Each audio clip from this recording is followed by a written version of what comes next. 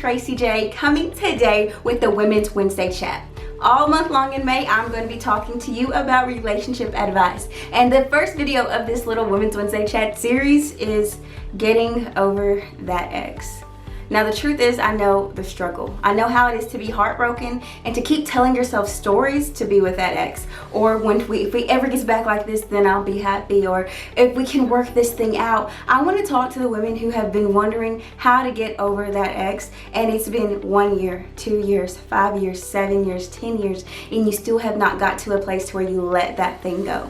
The first thing I want to tell you is always take something from the relationship. I don't know about y'all guys, but I didn't do it right. And I had gotten to many different relationships, but the major thing I realized was to take something from it. Learn a lesson from it. So when I was young, I learned a lesson to not allow men to mentally abuse me. When I got older, I had learned a lesson that, hey, I got something, the last dude I dated was really great in creative design, and I actually gained a lot from that, and I design a lot of my graphics today. So I took something from that relationship.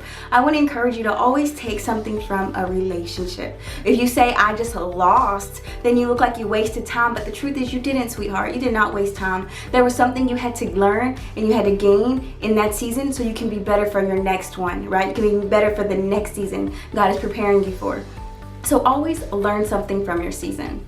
Tip number 2 I want to give you is to quit telling yourself false stories. Stories that I'm not good enough, he wasn't good enough, that nobody's good enough, I'll never be loved, no one will ever love me the way he did. When you quit telling yourself those false stories, then you will actually put yourself in a position to let that thing go. I don't know about how many times I said, I'm not good enough, that's why he left me, I was unworthy, I wasn't skinny enough, I wasn't pretty enough, my booty wasn't big enough. Like literally, I would tell myself all of these stories, and the truth was that wasn't the case at all. It was just that our time together was done. We had completed the mission that we had together, and it's okay, and things happen and life goes on, and I had to realize that. But I want to tell you today is to quit telling yourself that they do love you, because I'm sure they do love you, but most likely they love you, but they don't want to be with you, right? And most likely you probably don't want to really be with them if you really broke it down and you really remembered the things you got out of and the things that you let go, right? So I want to encourage you to quit telling yourself false stories, and most of all, believe the stories that are true. That yeah, we were a good fit for a certain season, but it just didn't work out.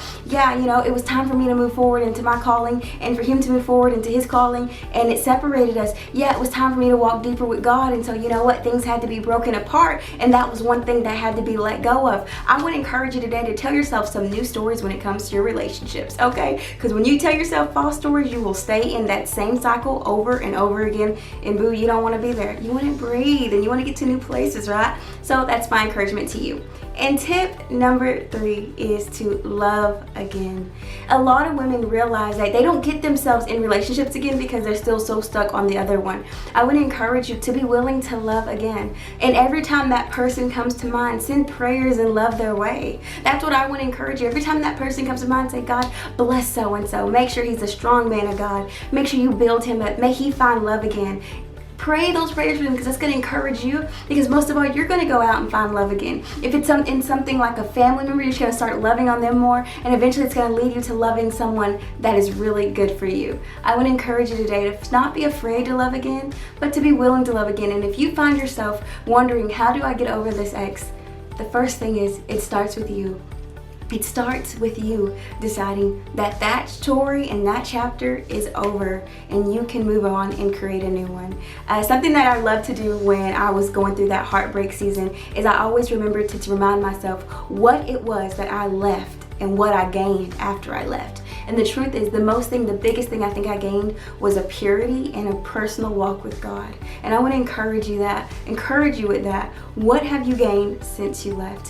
When you see the positives, you'll realize that actually God was guiding it. That actually it's not negative, and it doesn't have to be in a negative light. People break up, and I want to encourage you to be encouraged. That guess what? You're going to meet somebody and they're going to be so awesome. And you're like, man, I understand why I had to go through the hills and valleys, because I was getting led to you.